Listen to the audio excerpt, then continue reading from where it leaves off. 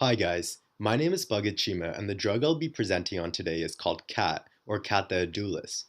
Though not commonly known about in the US, some of the population first became acquainted with it after seeing the pirates in the movie Captain Phillips chewing it.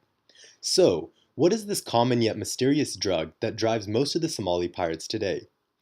Cat is an evergreen plant shrub native to the Horn of Africa and the Arabian Peninsula. There is speculation that the plant was known to the ancient Egyptians. However, more factual Arabic sources cite the plant's first written references as dating back to the 11th century in Turkey and Afghanistan, where it was described as a medicinal plant. Following this, there is a debate as to whether the plant was first found in Yemen and then brought to Ethiopia or vice versa, with the first mention of the plant in Ethiopia coming during King Abda Sayyan's reign in 1313, and some sources dating its presence in Yemen as early as the 13th century. Still, cytogenetic botanical analyses by Dr. Revry in 1983 does support the claim that the plant was first found in Yemen and brought to Ethiopia. In 1775 in Arabia, Swedish botanist Peter Forsskål provided the first scientific description of the plant as Catha edulis. In 1930, the chemical compound cathine was first isolated from the plant. It wasn't until 40 years later that cathinone would be discovered in the plant as well. This was because cathinone is a biosynthetic intermediate in the plant and thus not stable. So by the time early researchers worked with dried cat, most of the cathinone was gone. Following this, cathinone became a Schedule I drug in the US in 1993, restricting the free import of the plant. Now, let's look at the culture and use today. In the US, cat is most often used by immigrants from regions where it is popular, such as Yemen and Somalia. In 2013, seizures of the drug skyrocketed on the West Coast following a decade in which not a single bust occurred, highlighting the increased use of the drug. Around the world, cat use is looked upon differently depending upon the region. Most Western nations do view the plant as an illicit drug. However, it has a large cultural aspect in the regions it's native to. According to the National Institute on Drug Abuse, 10 million people chew cat every day worldwide. In countries such as Ethiopia, cat is commonly chewed during special social gatherings such as weddings to maintain energy. It is also used in cat social sessions in which individuals, most commonly men, come together and chew the plant over conversation similar to how coffee or alcohol is used in the US.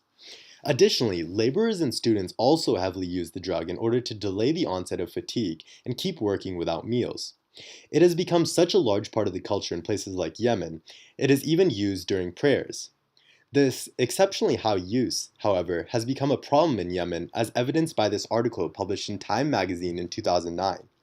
Because of its easiness to grow and harvest, which provides a steadier income than growing vegetables, almost all of Yemen's arable land is used for cat. The downside of growing cat, however, is its need for lots of water, which is scarce in Yemen. Thus, the increase in cat cultivation in the country has led to the danger of Yemen becoming the first country to run out of water. Now let's look at the effects cat has on the body. Cat is generally chewed slowly into a ball, which is kept in the cheek of the mouth. The intermittent chewing allows the active components to be released in the juice, which is swallowed with saliva to produce the following effects.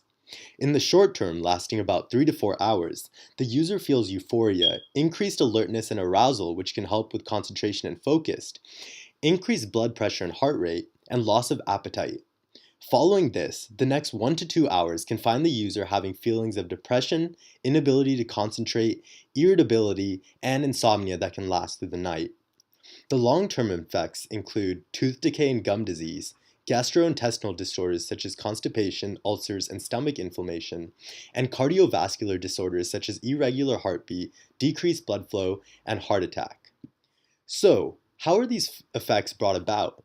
To answer this, let's look at the chemistry and components behind cat. There are many different compounds present in cat, including 62 different cathedulin alkaloids. The two main phenylalkylamines in cat, however, are cathinone and cathine, both structurally similar to amphetamines. Cathinone, a labile precursor to cathine, is much stronger and responsible for most of the effects of the plant, which is why it has been termed the active ingredient. It is present in high concentrations in young leaves, but is rapidly converted to cathine in adult leaves. Furthermore, cathinone is rapidly converted after picking as well, which is why fresh young leaves are most preferred. The peak plasma concentration from one dose is achieved after 2 hours, and the half-life occurs around 4 hours. The effects of cathinone are similar to amphetamine, which is why it is sometimes called a natural amphetamine. Bath salts are also derived from this compound. Cathinone, a highly hydrophobic molecule, is easily able to cross the blood-brain barrier as well as cell membranes to interact with monoamine transporters. Its CNS action is achieved through blocking the reuptake of neurotransmitters dopamine, serotonin, and norepinephrine, and causing an efflux of dopamine. Chronic use has been associated with decreased D2 function, most likely due to oxidation of dopamine at the terminal. Cathinone can also affect the peripheral nervous system.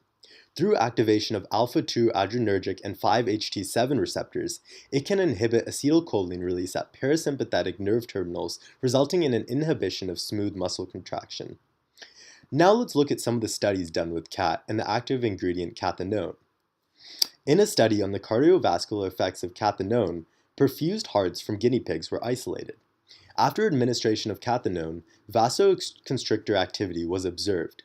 The researchers came to the conclusion that through a competitive blockade of the noradrenaline transporter, cathinone was able to potentiate noradrenaline-invoked contractions of the right ventricle and inhibit the uptake of noradrenaline interventricular slices.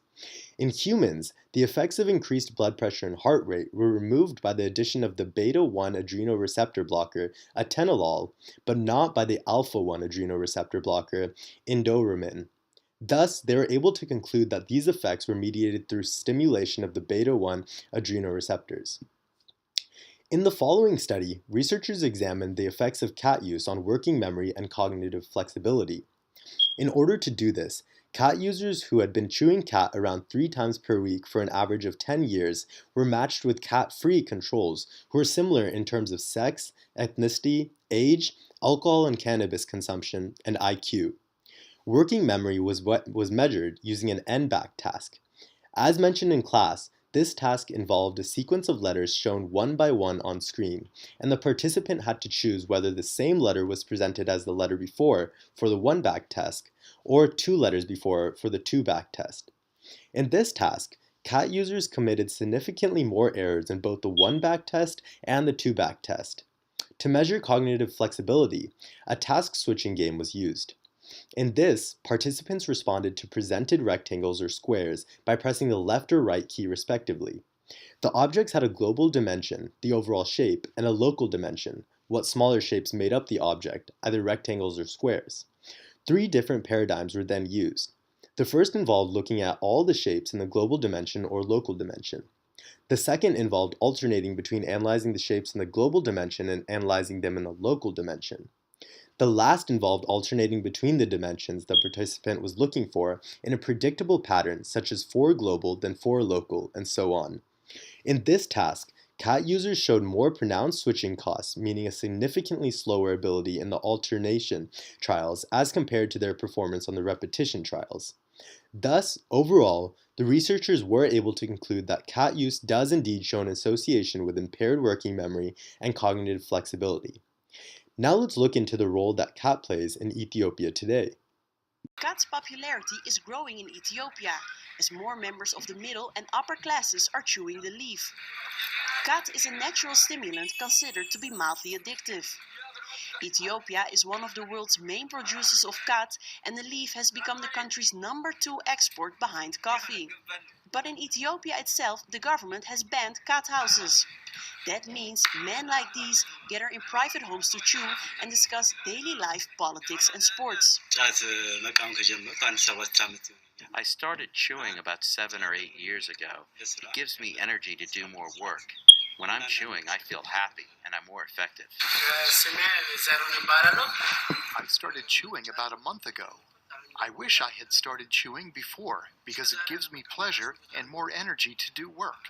You just have to be careful not to become addicted. Cat not only boosts energy, but boosts Ethiopia's economy by hundreds of millions of dollars a year. Although official numbers are not available, thousands of farmers are believed to be growing cat. The cat plant can be harvested up to 4 times a year, and with millions of people using it in East Africa, Yemen, and in the diaspora, it is more profitable than other crops. Thank you for taking the time to listen to my presentation. These are a list of references I've used, and I'll now be open to questions.